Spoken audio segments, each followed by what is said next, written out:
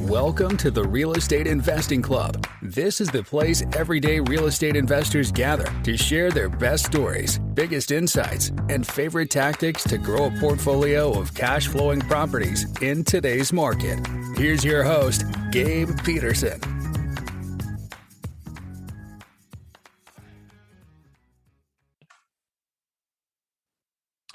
All right, we're back with another episode of the Real Estate Investing Club. Today we have Josh Plave with us. Josh is a multifamily expert from Walton, Maine. We love multifamily because it is such a nice asset class. So Josh, thanks for hopping on. Thanks for having me, Gabe. Absolutely. I told you before we got on here, we like stories. We like to hear how people got in real estate. So why don't you take us to the beginning of yours? How'd you get started in real estate? Yeah, so I actually do most of my investing with my investors through retirement accounts.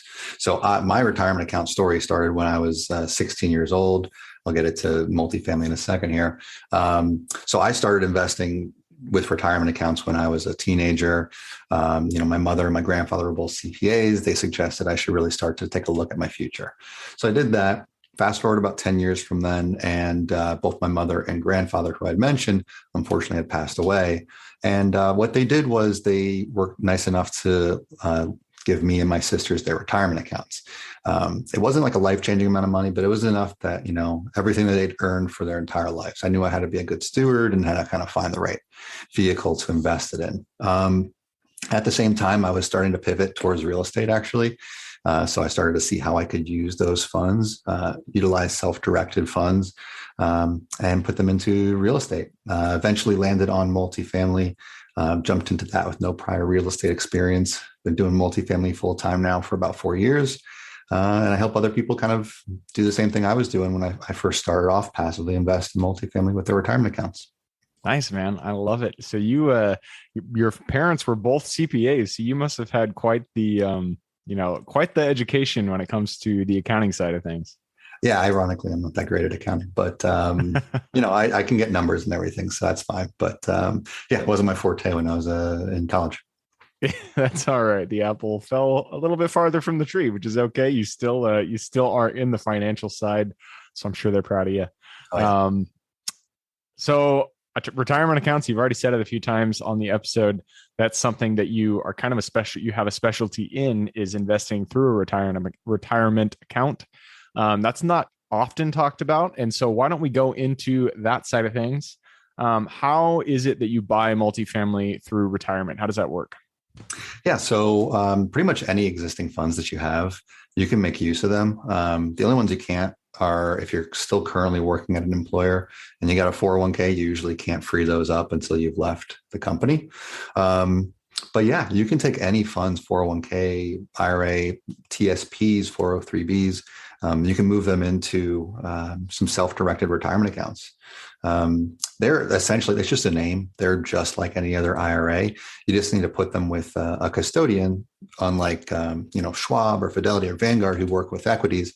You need to find a different custodian who's actually going to be able to allow you to invest into alternative asset classes. So once you have these accounts set up, you can make use of any of them. The light bulb moment for me was when I found out that I could actually take my retirement account, leverage it up, apply outside funds to it, increase the returns, and get significant losses to offset any kind of taxes associated with that.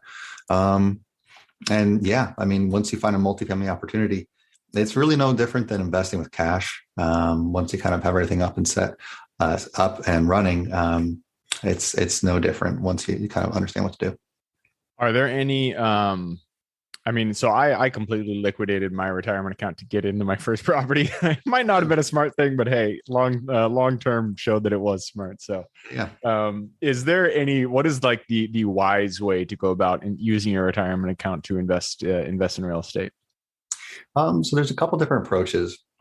When I first started, I knew I wanted to put it into multifamily, but I knew it was going to take some time to kind of find deals that I wanted to do, get in contact with different active investors who I could place my funds with, because you can't ever take your retirement account and invest it in a deal that you yourself are running and gaining an active benefit from. Like if you've got a single family rental, you can't actually buy that with a retirement account and get paid yourself from any kind of like rental fees or anything. So I knew I needed to find some multifamily opportunities, knew it would take some time to get things up and running. So I invested with some private money lending, just, interest-bearing notes, great way to kind of get like a 6 to 12 month type of investment going, that's going to get 10 to 12% returns. Had some friends who were doing it, and I had seen their past work, so I knew they would come through. And there's all kinds of different options. Any kind of asset class you're interested in is available to you. But I primarily choose multifamily most because, as I mentioned, you kind of need to invest it into anything that's purely passive. So if you're looking at like a multifamily syndication, for example, you have, as a limited partner, you're not going to have any control over the asset. It's purely passive. It fits it really well. And most people who are investing with their retirement accounts, they're not touching the funds for 20, 30, 40 years anyways. So it doesn't really matter if these deals are going 5, 6, 7 years, because as long as they're making that return and accelerating, and doubling the capital over time, it's not a huge deal if they're not actually accessing that capital. Yep. That makes sense. I didn't actually know that you can't buy your own deal with a retirement account. I just pulled my money out, and so it wasn't the same thing. But so if the money is still within the account, it has to be in someone else's deal. It can't be in your own. Yeah. The one thing you could do is you could buy a single family home rental or short-term rental or something with it. And you can kind of manage it. You can make sure that, you're scheduling the contractors to come work on it, because you yourself can't provide benefit to your IRA. So you can't go and work on the property, but you can coordinate other people working on it. And then you can, do the rental process, and you can, get the people onto the property, but you can't actually gain any active income from that. It all has to go into retirement account. You can't That's pull sort out of, money. yeah, exactly. So it's a lot of work that you have to do to get funds into an account that you're ultimately not going to touch for a while. So that's kind of why, it's a lot of personal effort. That's why I tend to suggest people go with kind of more passive options. Gotcha. That makes a lot of sense. So in order to do this, basically people have to find investors like myself or yourself who have active deals out there, who are doing raises, and then they could utilize their retirement accounts and invest in those syndications. Yeah, absolutely. There's no shortage of folks who will accept retirement accounts. It's one of the biggest and easiest ways to kind of get started, since most people, across their net worth, a huge chunk of it is actually going to be in their retirement account. So it's an active and easy vehicle to kind of to get into get started in real estate with. Yep, makes sense. And I personally myself know this, but what are the benefits of investing, putting your retirement account into real estate versus something like the stock market or anything like that? Yeah, this is a kind of sort of like a case study that I've been doing with my dad. So my dad is 63, I believe, 64. And he's going to be retiring probably in the next 6, 7 years. And so for the last 3 or so years, we've been kind of taking a look at, when he's going to retire. We need to figure out a way for that account to be, stable. So he has access to capital and he knows how much the balance will be. The way things are moving with the market right now, we're clearly going to enter some sort of recession, whether it's big, small, no one really knows. But the question is, how long is that recovery going to last? How long will it take? And if he's invested primarily just in stocks, it's a bit more volatile right now. There's a lot more unknowns. Commercial real estate is extremely stable compared to other asset classes. I did a little study from 1990 to 2020. And comparing the stock market and multifamily was actually 58% less volatile. So when people need access to that capital, whether it's through an emergency before they reach retirement age and they need to, use some of those funds for some sort of emergency, or for when they actually need to retire and lean on those funds, investing in multifamily or commercial real estate really allows them to trust that balance will be there for them. Yep. Makes sense to me. So on the, just kind of, we'll go away from retirement accounts here and just talk specifically about multifamily, because that is your bread and butter. When you are, when you're sourcing deals, what is it that you guys look for Are you value add, or you guys do grade A and you just sit on it as a long-term hold? We've done one of those, but yeah, it's usually value add. We're looking at A minus to about B minus properties. Not reinventing the wheel. We're looking across the Sun Belt. Most of our properties are going to be from about Tennessee down to Florida, and we're looking all the way over to Texas. But yeah, we're looking for kind of 2-3 story walk-ups, things that have had an owner for 10 or 15 years, and they just haven't had a lot of capital. They're not well capitalized, so there haven't been a lot of major renovations for a while, maybe a bit of deferred maintenance. And so we can come in with a new loan, large CapEx budget, and kind of work on those units, make sure we bring them up to that market potential, what everyone's expecting, and provide a better experience and higher rents for our investors. Yeah. So how is your guys' strategy changing? I mean, right now it is July 22nd, 2022. And there are plenty of doomsday folks out there saying that interest rates are going to go 8+. So what is your guys' strategy? How does it look like going into the future here? Yeah, it's a really tepid time. And right now I'm kind of being really cautious with the types of deals we're taking a look at. And it's mostly not through a sense of fear. I think now is a decent buying time with, we've actually seen, prices kind of come down a little bit. Sellers' expectations are taking a pullback. And I think the next, 12 to 18 months will be even better. But it's really coming from that unknown, volatile lending environment. It wasn't a personal deal of mine, but a partner of mine who did a deal, he had I think the day before closing, it was about $1.5 million of proceeds were just slashed. And so they needed to figure out what they were going to do to close in 48 hours. And so the stuff like that, and they eventually got it to work, thankfully, but stuff like that is just really what kind of makes me a little bit, tepid. We're kind of taking things a bit slower right now.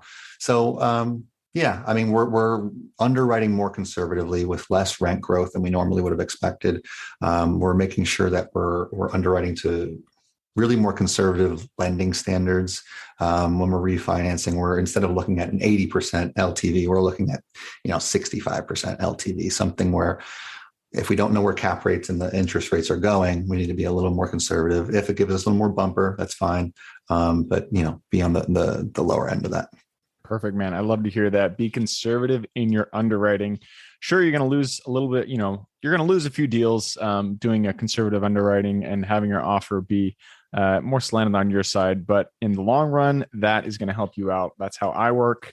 And that just means that when you actually close on a deal, it's going to be a good deal. It's not going to lose you money. So long as something doesn't lose you money in real estate, it's a good deal in my book. All right. And I just took a peek at the clock. We have gone through the 15-minute mark. So it's time for us to jump into the quick question round. Are you ready? Yeah, let's go for it. All right. Starts with books. We are big on education here. If you're not big on books, give me any form of education, YouTube, I don't know, Discovery Channel, whatever it is. Give me two recommendations, one for general life wisdom, one for real estate specific. Sure.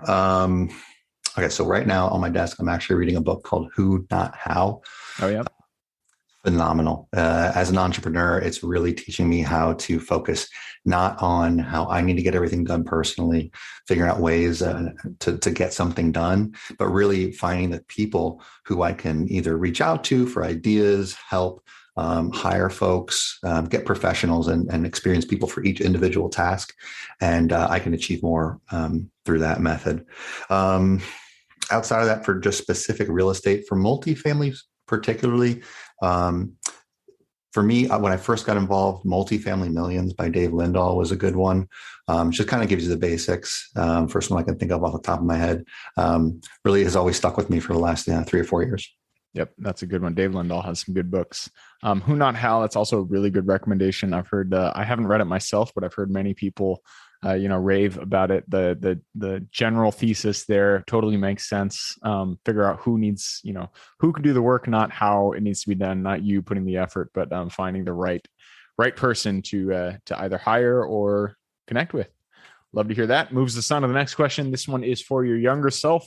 So if you could go back to the Josh who had no experience in real estate, was just getting started, go to him, look him in the eye, give him one piece of advice moving forward?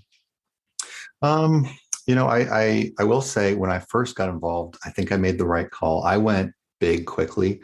I didn't get started in single family and go, 1 unit, 2, 4, 8, 16. I realized once you go above 5, it's really just a kind of numbers game. It's about zeros.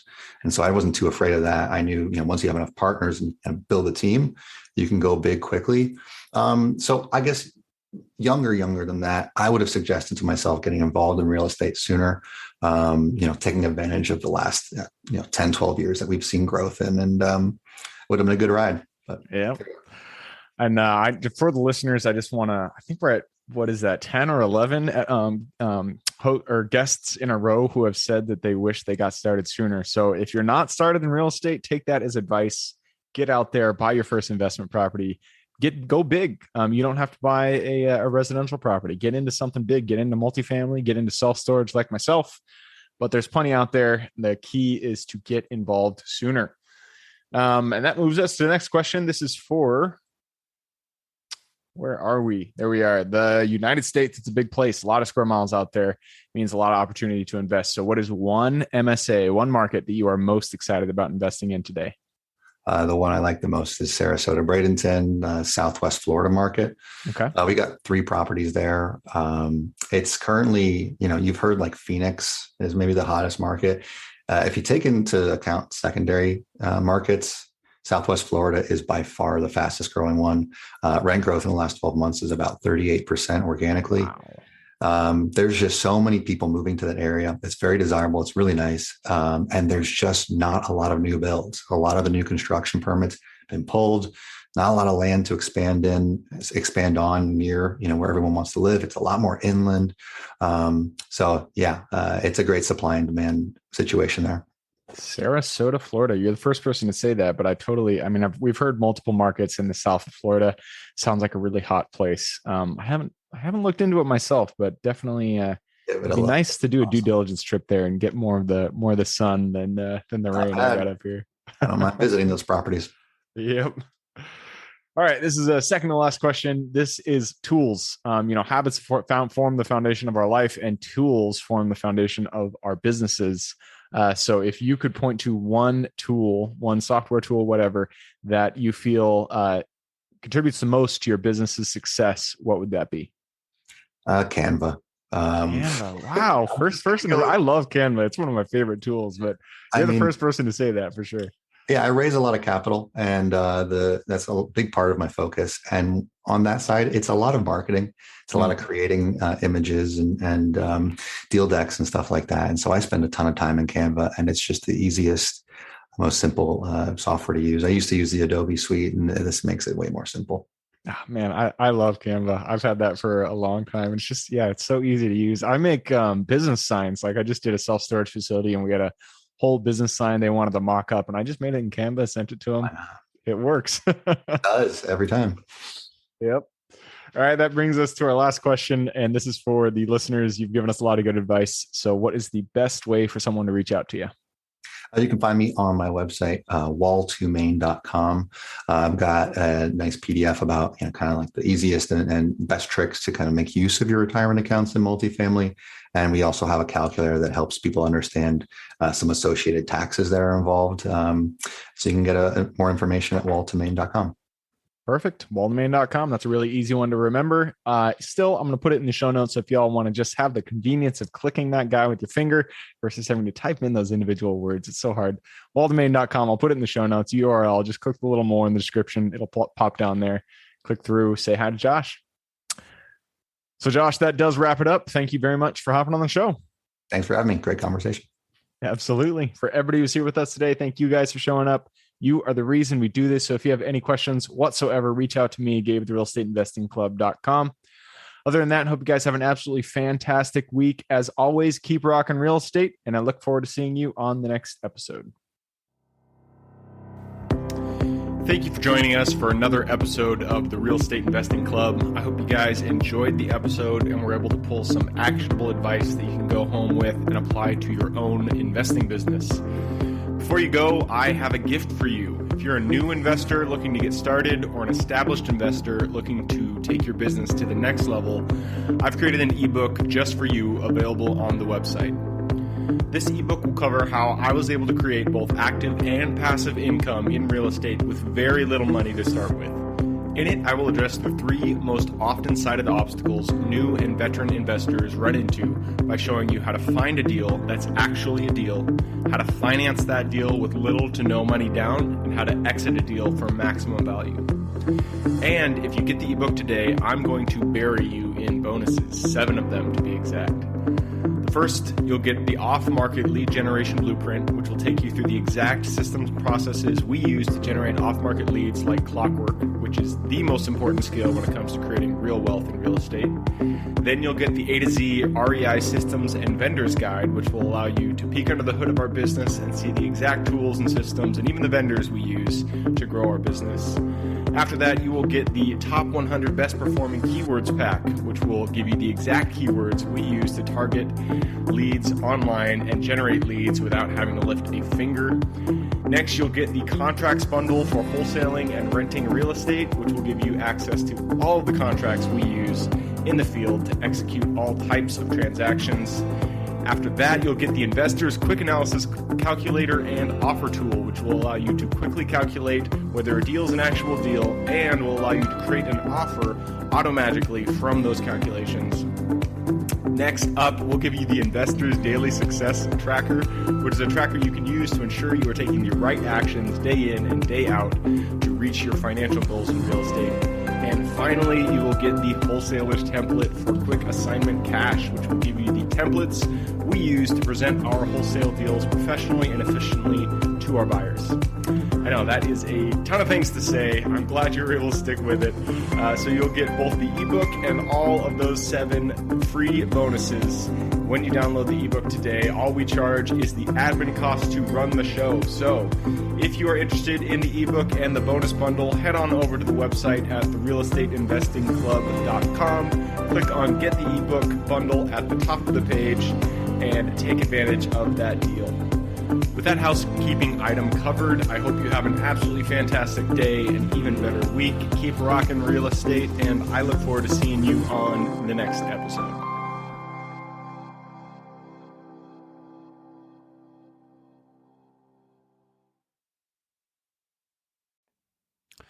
All right, before I officially sign off, I have a quick announcement to make.